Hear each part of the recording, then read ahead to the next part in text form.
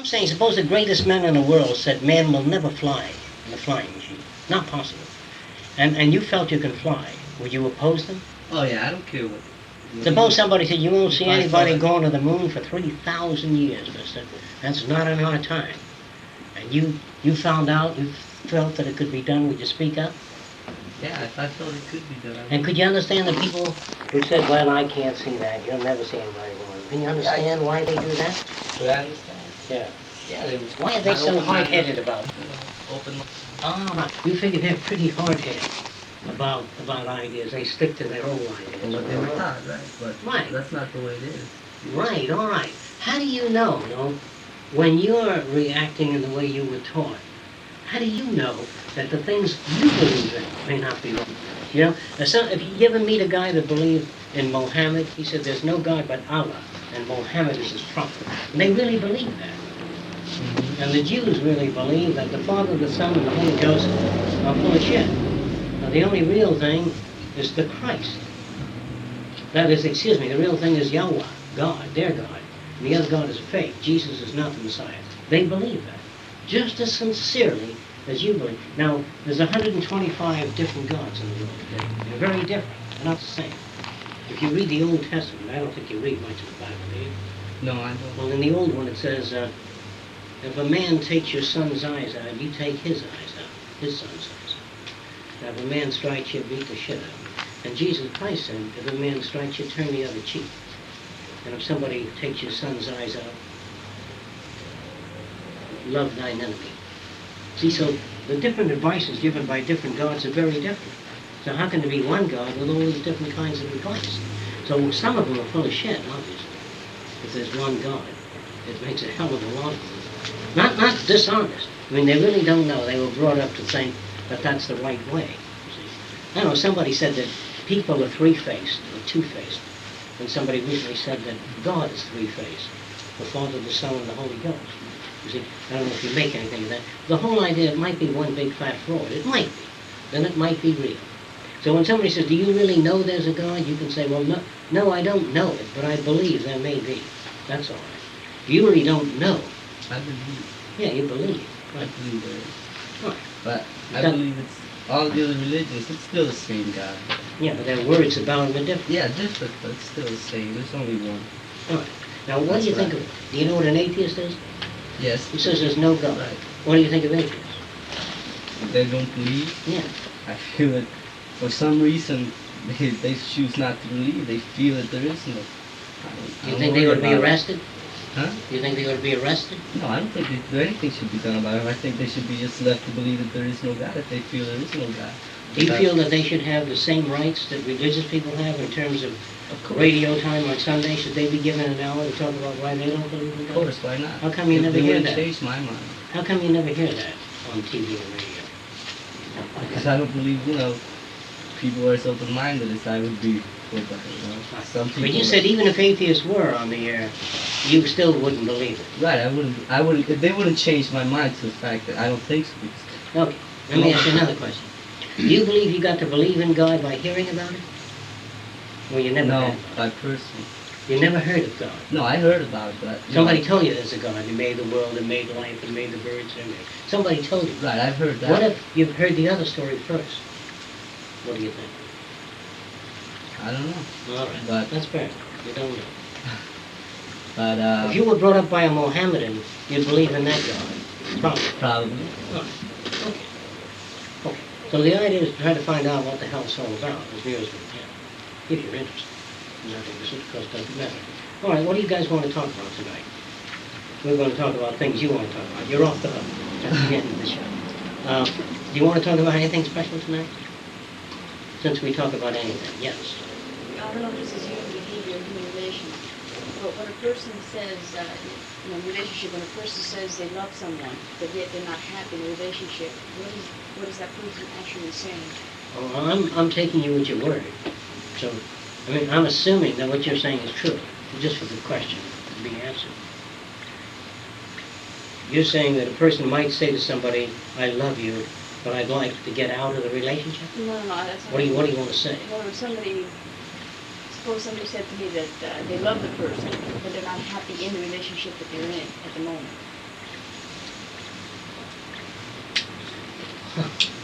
We'd have to find out what they mean by love. You know, if love to me meant my girlfriend stroking my bald head, if that's what love meant, and she never stroked my bald head, I would not love her. Now what the hell does love mean? What love are you Well, I talking can't about? specify it because it's the short. Well, anyway, answer a tight, hard answer, as simple as the question you asked, is there's no love. But the person says, I really love you, but I want out. I want to leave. There's no love. That's the answer. Okay? I don't like the answer. I hope there's a better way. That's the way it is. Okay, you want to read that propaganda aloud? What is it? Oh, it says, what will life be like in Oh, that. the year 2000? Have you seen Okay, it? I've read it. You've read it, so you don't want it read, do you? No. No, it's not that good. Okay. Now you know what life would be like in the year 2000. Okay, what do you want to know beyond that? They predict here there'll be a decentralized, less powerful federal government Yes. by the year 2000. Oh, that's fine. You think it's going to be just the opposite? Yes, of course. What else do you want to know about that? That was just, I just didn't understand how a person would say one thing and You then. don't? You know what a soft letdown is? No. You're too good for me. You ever hear that? Yeah. I'm not good enough. Go to California. Okay? I'd only mess up your life. Out. Anyway, do you have any other questions? It's 9 o'clock. Would you like to talk about something like I'll talk about anything you want. computers, how they work internally? I mean, you've made some discussions about robots and computers and how they might work in the future, but Okay. the internal mechanism. I In don't- essence, I'd quite figure that out. you understand that flashing lights or on and off switch can mean yes or no. When it's on, it could be yes. When it's off, it could be no. You understand that you can assign a numerical system to any event? Or is that vague? Anything that becomes vague, you don't know. Do you understand what I'm saying? A numerical system can be assigned any event. Since you're dealing with numerical systems on a high degree of complexity, I'm going to try to simplify it. You're dealing with numerical systems on a high order of complexity. Therefore, if you put in numerical systems and have the equivalent, meaning social events, related to it, you can call upon numerical systems and equate them with social events. If you put social events in the machine, it becomes too complicated. If I say, suppose there are 10 people in this room, or 15, and I write everyone's name down, or I start and call him 1, 2, 3, 4, 5, it's much easier to keep on the computer. Now, if I'm interested in the fact that he's a carpenter, I'll put 1 and assign the term carpenter 1. So I just have a simpler system. Then this could mean that he's a carpenter and a mechanic and a machinist. Whatever I want it to mean, is that right? 1 could mean anything, a number. So you assign numbers to events. And you store them in a numerical system associated with events. The way they work is essentially like a circuit, an on and off switch, which could represent the amount of on and off. With 1 to 10, with 1 to 10 you can do all kinds of variations. Are you familiar with the abacus? The old Chinese counting device? Well, the computer is essentially an electronic extension of that, with a numerical equivalent to events. Now, simply stating a program is something like this. I'll make it real simple. These are just holders built up. This is a wire coming in, and all this is the return circuit. Is that all right? This is a single wire, and all of these wires go back to the return wire, single wire, right? Now I can connect these any way I want to. I can run a plug into that and one into that, and that's a closed circuit. Well, I can pull this out and put it in that. If I put it in that, the word job will be there. If I put it in this, mechanics go on. Do you know what I'm talking about? Or is that too big? Whatever word I want. I can cause the light up by changing this plug. Can you picture that? Or do you have difficulty with that? All right. You know how the telephone company works? This buzzer, put a insert into that when the light goes on. All right. When in programming a computer, if I had a panel like this and a picture here of the human skull like that. Let's see what it is. and there were indicators here, you know, and there's a button, 1, 2, 3, 4, 5, and I would have pressed the button when the different words went by here. So scalp, throat, cranial case, and I pressed the button when that word went by. Is that all right? All right. The word cranial case has an electrical contact down there when it's up. And if I press the button when the contact's on, that'll go through. And if it goes through, it says correct here, okay? Now by changing that pitch and putting something else in there, something you're very familiar with, the old map of the United States, see? And this light goes on, or this light goes on, and I press Los Angeles. You know what I mean? Then this light goes on, I press Oklahoma, and it says wrong. By rewiring this basic system, I can wire it so I can correlate it with the states as we've named it, or I could do any other thing by changing this. I can reprogram it. I can either pull out the plugs and shove them in, or I can put a card in, a perforated card, which does the same thing. I don't know if that's clear. How perforated programmers work. They're not clear? You understand that if you got a button here, and you dial 17893, or say 145, all right? You get a telephone number. If you had a key with 4 notches in it, and say 1 notch here and 5 notches here, and you shove that key in an electronic slot, as you shoved it in, and a spring pushed it back out, it would dial the number for you. Do you understand that? Then you can put magnetic tape in there and pass it by a magnetic head, and you get a number for you. What computers are about, they don't represent the truth or reality or anything. They only represent what you program into them. And no computer can represent reality, because a computer cannot represent an undefined term. I don't want you to think that thinking machines can be intelligent. They can't, because you have to define your terms first. If you ask a computer, the computer says the average American receives $17,000 a year. You say, gee, that's pretty good. But if you went around talking to most Americans, they don't receive anything like that. I don't know what that means. There's 1.5 babies born every second. What the hell's a half a baby? You know what I mean? The statistics don't make sense in many areas. They're insane if you try to eat those figures. You know what I'm talking about? That the average person has 3.5 eyes. You know what do you want to do with things like that? Or the average lifespan. I'm not interested in that. I'm really not interested in that. Because people live longer in Hawaii than anywhere in the world. So when they figure out the average lifespan, they include in the world all the areas. So you know where you're at. All I want to know is what the lifespan is in Dade County, because that's where I'm at. And I want to know what the incidence of lung cancer is in Dade County. And I want to know how many sharks attack people on Key Biscayne, not average in the world. You know, very few Eskimos are attacked by sharks because they're always swimming right now. I'm not, statistics, when put in that kind of category, I don't care for. Now, a lot of people love it. They think it's great. You know, 1.5 alcoholics. What's a half of an alcoholic? So there's a lot of crap. And the reason for it is to conceal something. I wonder if you understand that. When you give the average income, you're concealing a hell of a lot of information. Do you know what I'm talking about?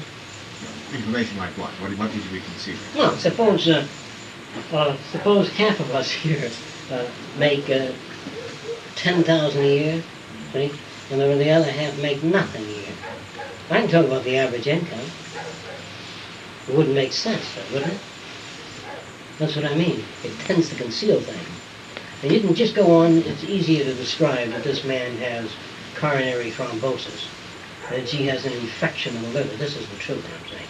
If you went around just saying that, not saying 1 in 10 are going to get this kind of disorder, it's much better to announce it that way. Do you know what I mean? Just announce what it is. Okay? Because if you want to use statistics, then here's what I'd like to see in the newspapers. Of the 10,000 young ladies that go to Los Angeles every week to get into movies, 3 land a job. Okay? What if they put all kinds of statistics there? People that go to a court of law that don't have money for good representation generally lose. I'd like to see that. Yes, that's true what I'm saying. How come that isn't in your statistics? How come the only shit in your statistic is the average American has one car, because they don't want to tell you that the car isn't paid for. It doesn't say the average American has one car, a wheelbarrow, and a lawnmower. But it doesn't say that doesn't work most of the time. And a car that needs 16% repair, and most of it is owned by private finance companies. You understand? They don't give you that. And so I would say that statistics is strictly bullshit when used that way. Is that all right now? Sure. The computers then are not statistical scientific machines yet. They only are so much in as much as you feed it a problem. If you want to run a pipeline from Alaska, from one point of Alaska down to another point, you know how much pipe will be used and how many welded joints and how many tons of steel will be used. You can use computers for very complex problems of that kind. You can use computers to find instantaneous variables all through a system and get the outcome. That would be all right if the system is fundamentally physical. You think you know what I mean by that? It's, again, a numerical system that represents physical events. Now, let me tell you another thing. I can get you a typewriter with numbers on it only. And I can give you a series of numbers to type. And you do 1, 9, 4, 6, a whole bunch of numbers on it. And you send it to Joe in California. And 1 means don't invest in United States Steel today. 9, you can work that out. So you've assigned a numerical equivalent to events, which is easy. By giving him 100 numbers, I can tell him the significant pages of a book that we know about, the significant pages that contain information. You see what I'm getting at?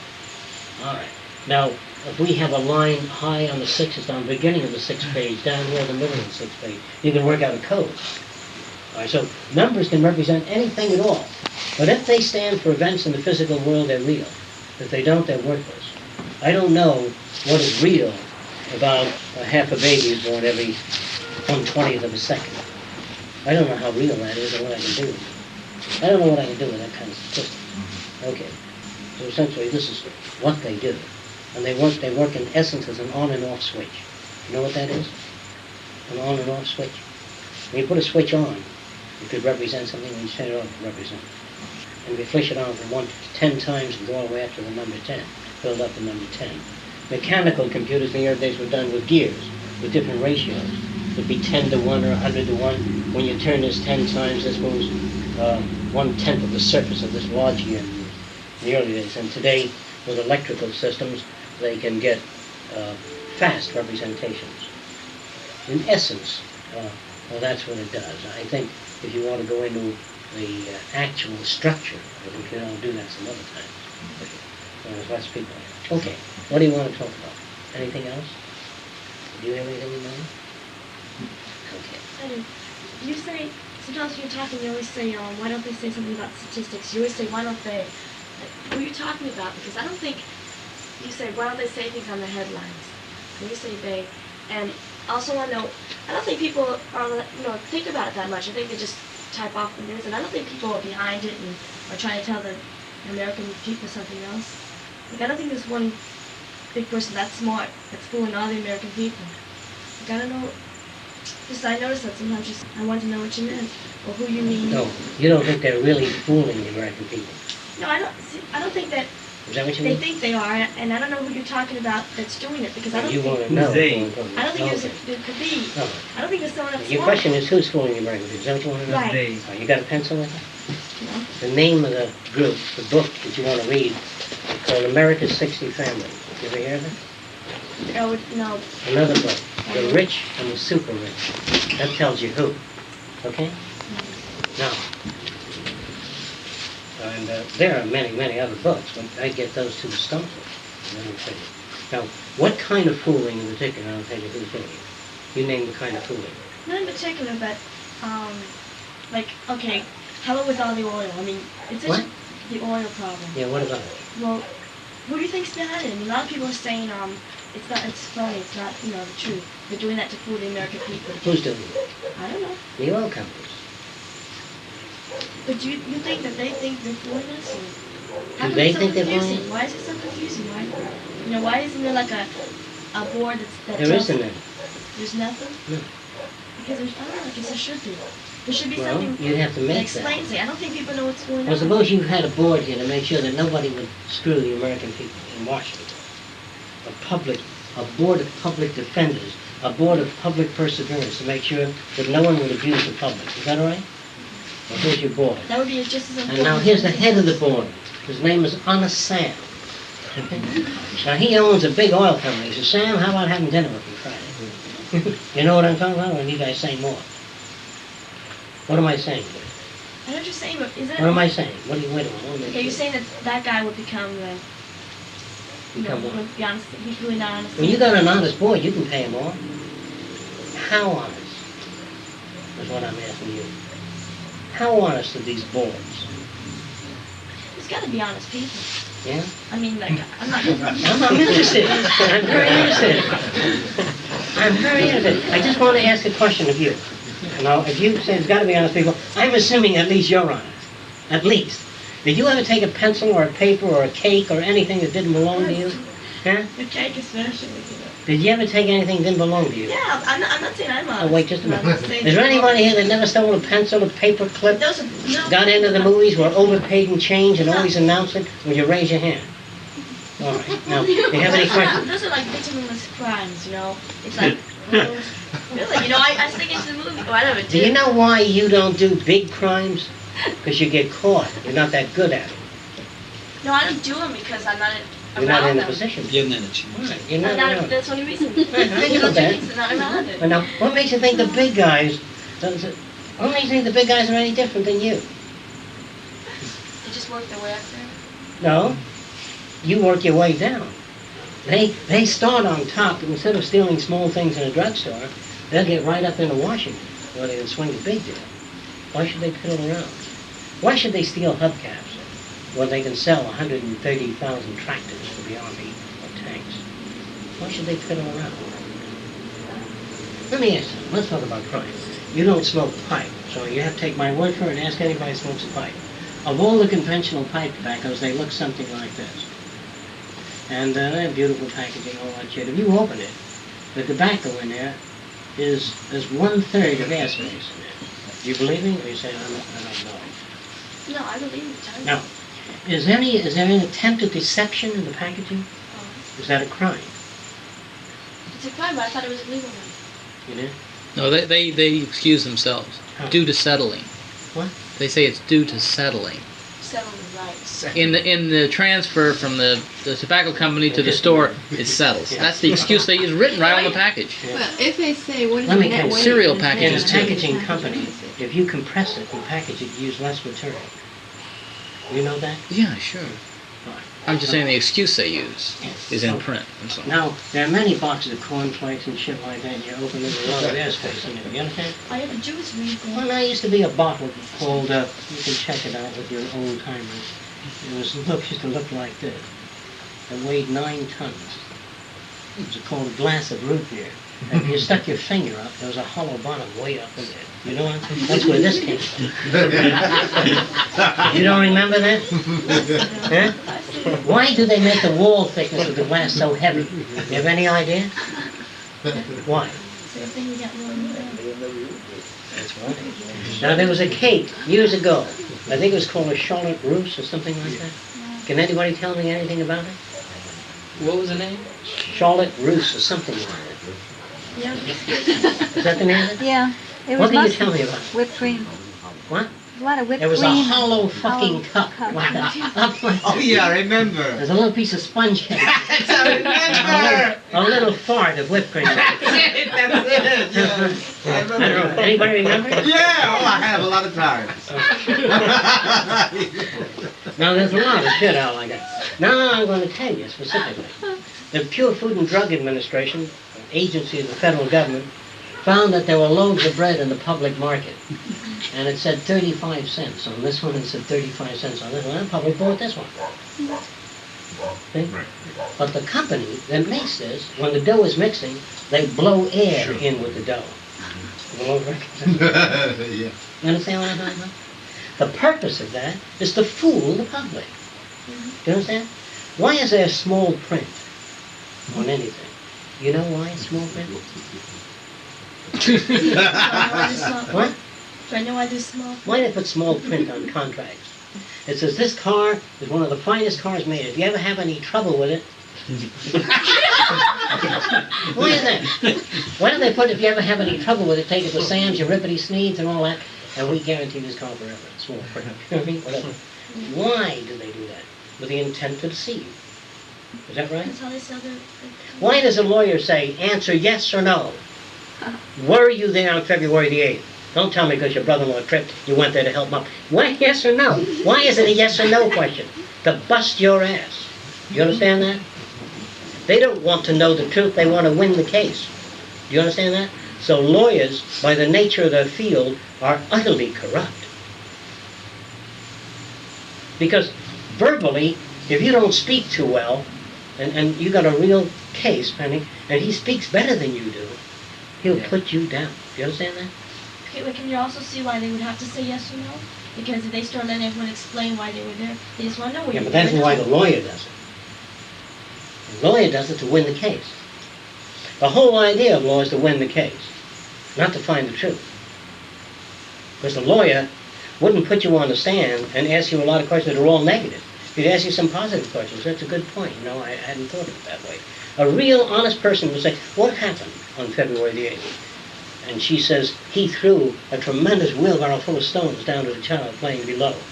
Then I asked Paula, what happened, Paula? Well, I was up the building and he had a wheelbarrow full of stones and he tripped, and the wheelbarrow full of stones went down. And I said, Ted, what happened?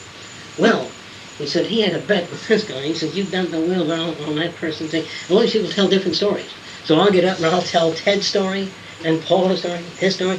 And she said, what really happened? I really don't know. How can I know what happened? He said this, he said that. The Japanese said American gangsters.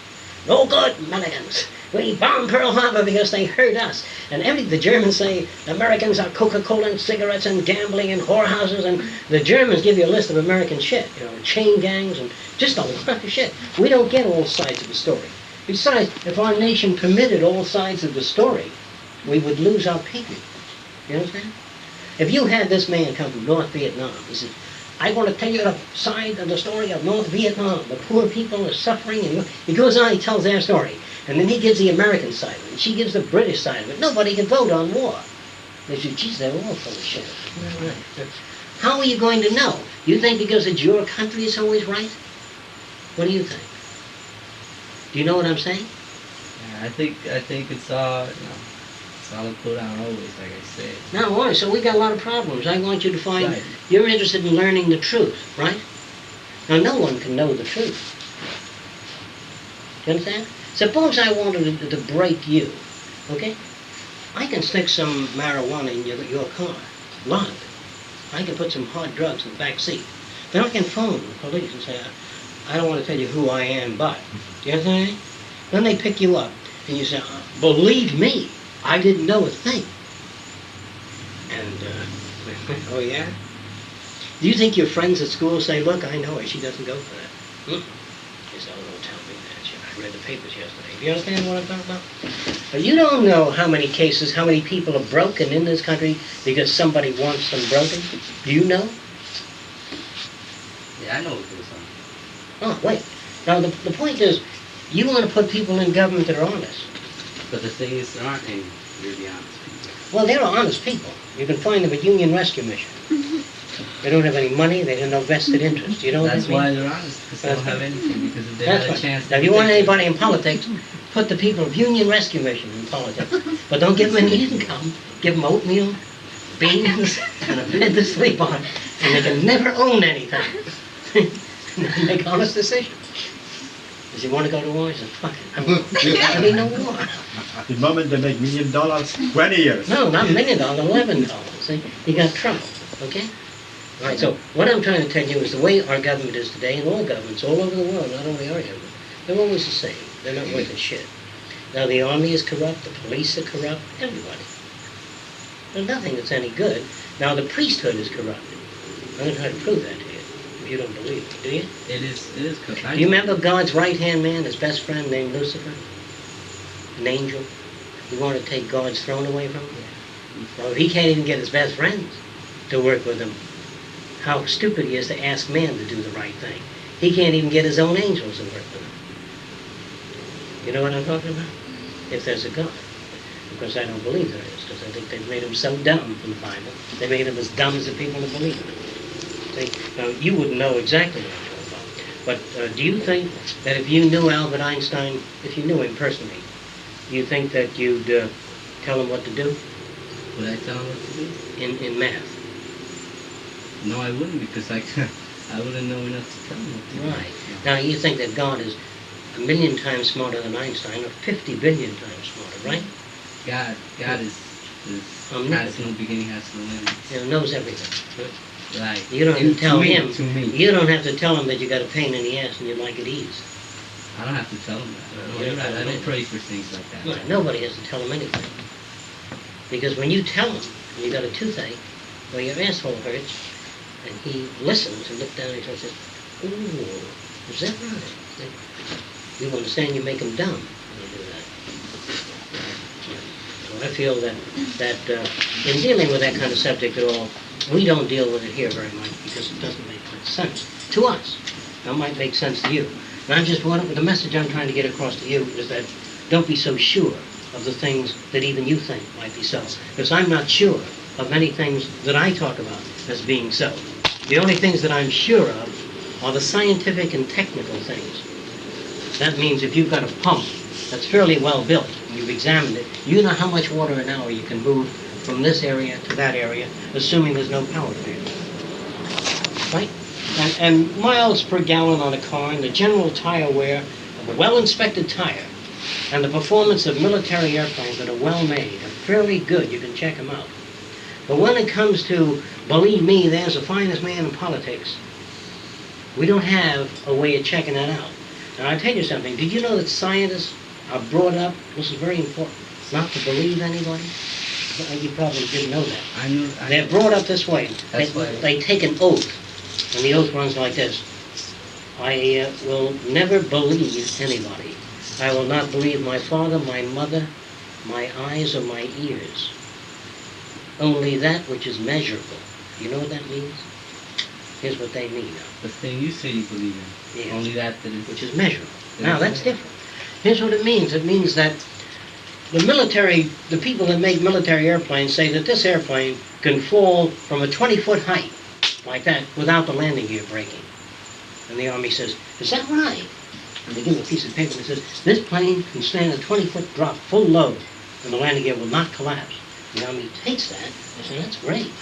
And they pull up that whole fucking airplane, windows and all, and they load it with cement bags. You see? They pull it up 20 feet high. Do you know that? Even though they got the paper in their hand. And they cut the string, the plane goes, bam, the landing gear holds up, and they say, that's right. I love that system, okay? Otherwise, you really don't know. Because you can say to me, when you manufacture an airplane that you send to Wright Field, that's your government testing center, and I'm an Army test pilot, and I fly that plane, it's perfect. And he says, all right, we'll order 500 of them. How do you know the others are going to be like that? How do you know that the plane sent to Wright Field isn't put together by master craftsmen just to get the contract? Do you know what I'm talking about? I better tell you, now you asked me about real cases. During World War II, we got a fish tank. It was a water tank at Wright Field. And there were two pieces of wood in there, like that. And they were glued together. And there were two big fat springs on there, pulling, like with 40 pounds each on each side. And it was in that water for about 3 months. They sent it from England to show how good their glue was. Get that? They sent this whole tank full of water. And I looked at it and I said, that's fine. And the colonel said, we're going to order 40 gliders from England that are glued together with that glue. So he ordered 40 gliders. And they were all out on the runway. And we had 2 days of rain. And all the wood separated in the gliders, okay? The colonel looked at the tank, looked at the plane. I don't understand that at all. I said, well, the glue that they put in here was refined and carefully measured out. But the glue that they were mixing in the factory, you understand that? The lunch hour bell rang while the guy put the glue in there. He turned off the machine, you know what I mean?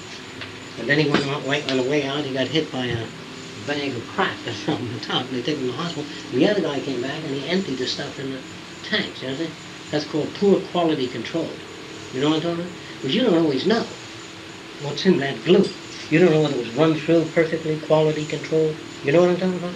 So they did glue all these planes together. And they did come apart. And I said to the colonel that they had poor quality control. That means you've got to examine the glue at all stages, even before it goes on the wing. Is that all right? For an aircraft company to put in all quality control inspectors all along the line, it's much cheaper to give you a 5-year warranty or guarantee on a car instead of putting all those quality control inspectors on production line. Because they know having all those men to control means got to go back and up and back, a lot of trouble, so they give you a warranty. Then when you take it out to have your car worked on, they turn some people on it who know anything about the car. They do a little thing, you call them, says, it still doesn't work. They come in Saturday or Monday at 2 o'clock, and that's hard for you to come in Monday at 2 o'clock. And well, then try to get in Thursday at 7:30. Okay, I gotta go to work. Well, try to come in, you know, and they don't give it the attention. And after 3 times, you say, well, fuck it, I'll take it some other place. You understand? So this is all deliberate. Now, when you go to a movie theater, at least drive-ins, and it says, or Cuban theaters, it says, eat at Sam Blowjob. See, you have no business putting any of that shit in the movie theater. When you go in a movie and you pay, it doesn't say, when in Nevada, stop at Eurybody Sneed's Hotel. You pay to go in that movie. Unless Eurybody Sneed says, come on in, enjoy the movie. I'm just paying for the ad. You enjoy it. See? But they have no right to do that in a movie theater. You understand? You're a captive audience. You're there. And they have no right in movie theater to flash on the screen, don't go for paid TV. It's a crock of shit. See? Because paid TV, if it ever came out, it'd wipe out the movies. So they use their controls and their positions to keep people brainwashed. Now let me give you the other corruption. You asked me specifically, who are they? When you buy a war bond for $18.75 in the early days, you got $25 10 years later. Did you know that? Do you know anything about war bonds? Do you know where that extra money comes from? To give you extra money? Suppose I took $10 from you now, and it's 20 years from now you're going to get $20 They back. make off the money, right? What? What does that mean, right? Well, they get it from you, taxing.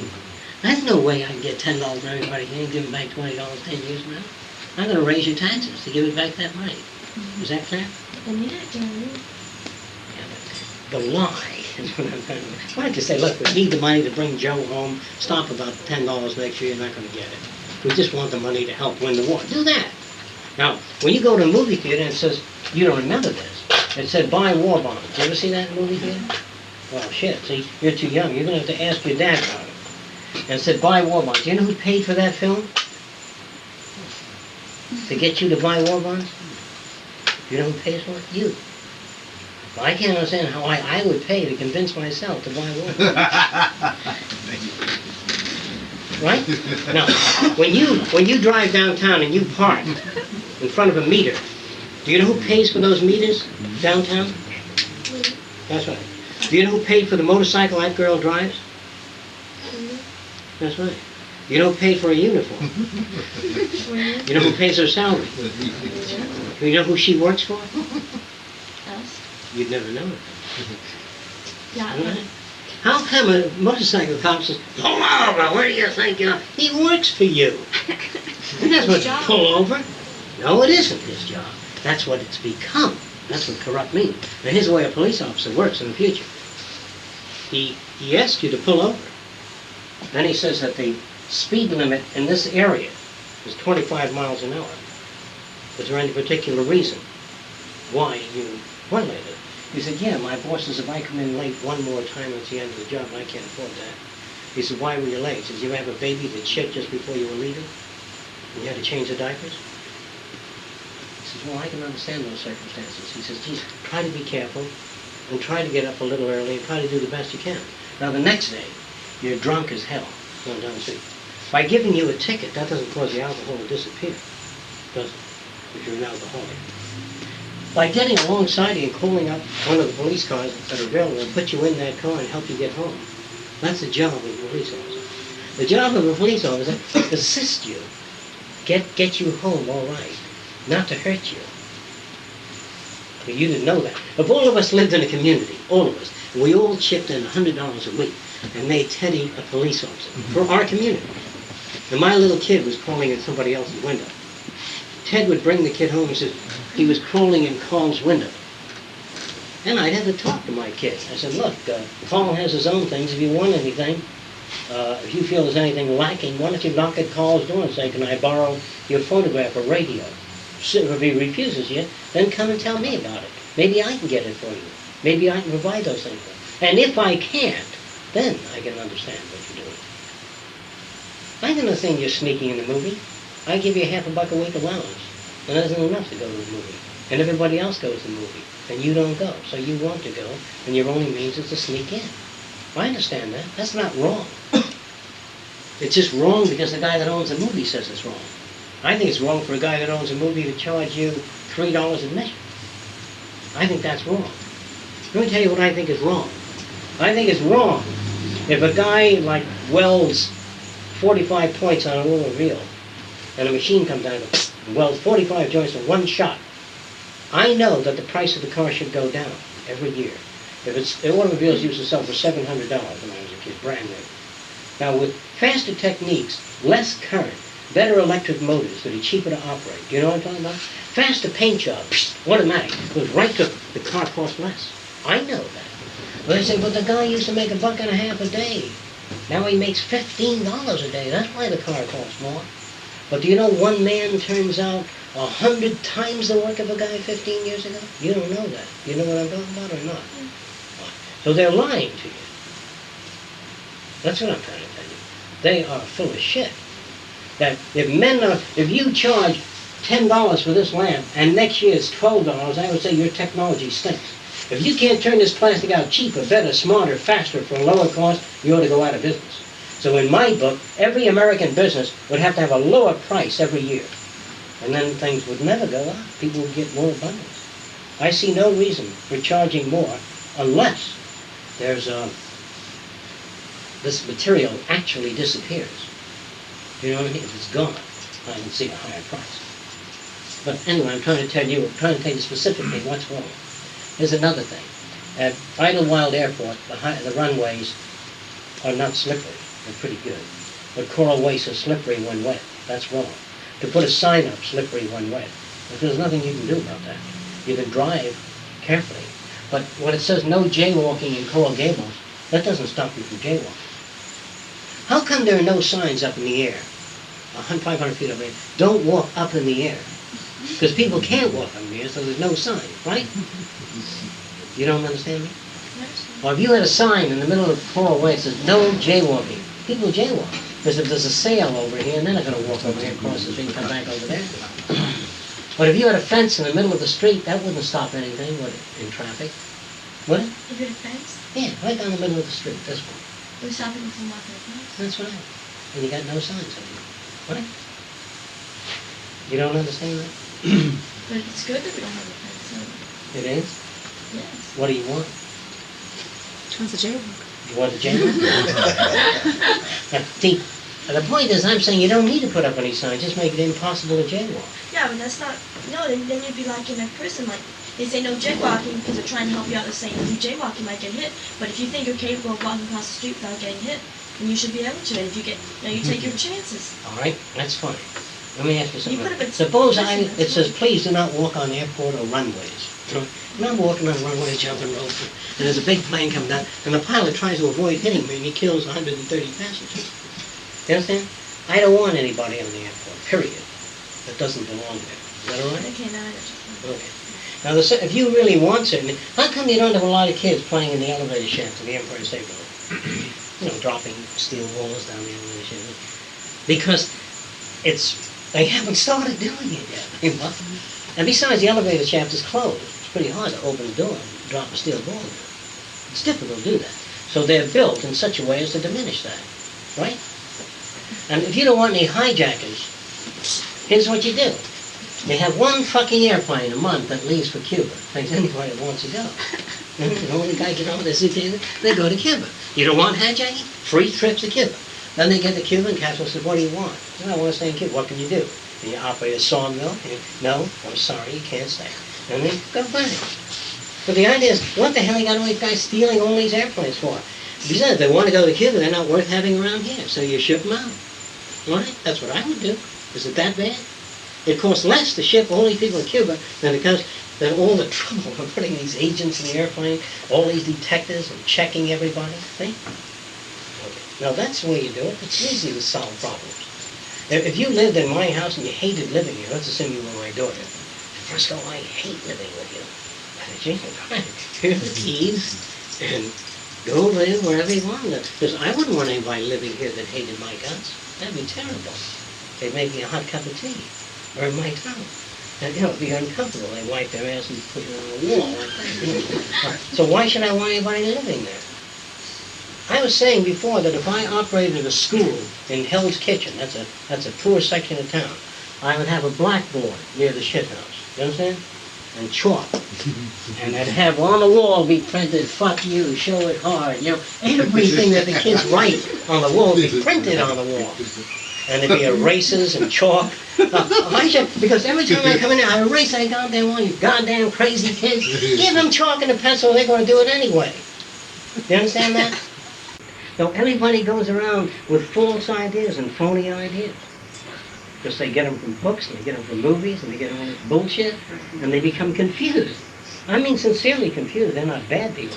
Now the people in Washington are not a group of people that are conspirators that sit back and say, "I'm going to fool the American people." No, it isn't like that. Many, many years ago, the first group in politics said, "We're going to fool the American people." And they set it up, and the other guys are just fools. The first priest was a phony. He says, "These chumps really think I'm the magic man." And he took strange things, they went like that, and they disappeared. And they said, "Boy, this guy's really a magic man." And he walked around like that. He said, "I'm in touch with the one on high." And everybody followed him. All his life, they fed him and they gave him a guaranteed income. And once this guy was following the priest all the time, he says, "I believe him." He says, "That's terrific, son." Then when this guy died, he went on telling the story about the bullshit man. You understand? I'm just telling you that all the first were phonies. All of them, every goddamn religion is comprised of phony men. Now, how do I know that? How do I know that's true? Because a lot of men say that's not true. Here's how I know it's true. It says Moses cast a staff before the Pharaoh, a stick, and it became a snake. And if you get books, early Indian books, there are translations in the British Museum, you go to the public library, and it tells, long before Moses did that, how they took certain types of snakes, squeezed an area behind their neck, and they become rigid like a stick. Are you familiar with that? That was old shit. That was done for years. What Moses did was nothing new. That's how I knew he was a fucking magician. And he threw the stick on the wall and it became a snake. And then the Pharaoh's magicians did the same thing. I don't know if you've read the Bible. They threw their own staffs and they became snakes. But they weren't really staffs. They were snakes that were hypnotized. Or a region was pressed and they became rigid. Now, when Moses put his staff into the water and it turned red, they used to do this in the early books. They had a red dye in a hollow bamboo tube. They put it in the water turned red, and see? And the Egyptians, the ones that you read about in school, they had these, the Sphinx that were built like this. Some of them were built like this. They looked like a lion's body. The head was hollow. And the sun would shine on the head all day and heat up the air in there. And the high priest, this is one of the claws, would go up like that and pivot here. And inside the body of this lion, all of these priests would stand on this lever. And the legs would go up. They were 40 feet long. Like that. And the people would go, and then, when the sun set, the hot air, a priest would pull a lever and a little gadget in the mouth would open. It looked like a stone washer, two of them, put here. And it'd go, and these people fall to the ground, okay? Now, this is what they did in Egypt. How do you think they controlled all those damn fools? You'd have to have a policeman around every corner to control all those people. So they did a couple of tricks, and they said, if you fuck around, don't put your shoulder to the wheel, you're going to be punished by the all-seeing eye. That's how they control people, with God. Because the king never controlled, he didn't need any control. He had everything he wanted. He had a lot of gold, a lot of women. See?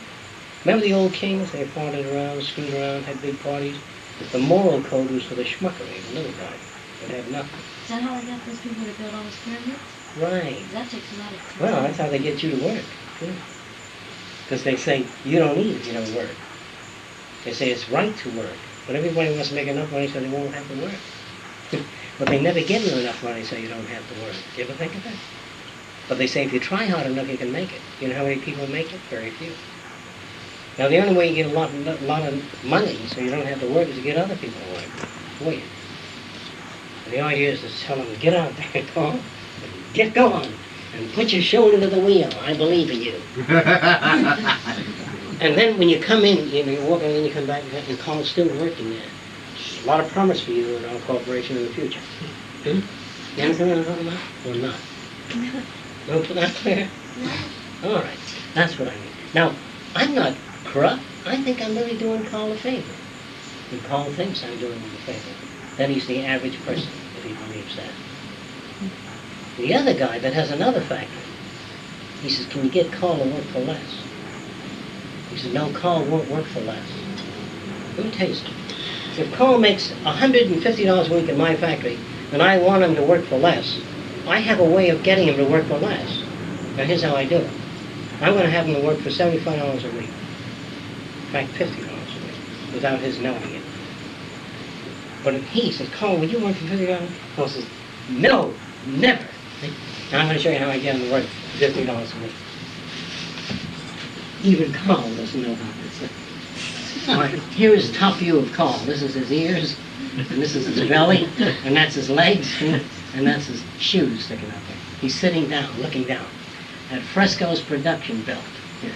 There's all kinds of little boxes here that Carl has to select from those boxes little parts that go on the radio when he assembles it. Do you see what I mean? First I say, Carl, will you work for $50? He says, no. I says, I don't blame you. Then I bend the table like that. Carl says, gee, that's nice. You put every box within reach of my arm. I can reach for any box. Just going to hold around like this one. Instead of reaching around. Do you understand? Yeah. Then he says, that's very nice, Fresco, of you. Then I put in a radio that has selected music with a beat at a given time. You know what I mean? You know what I'm talking about?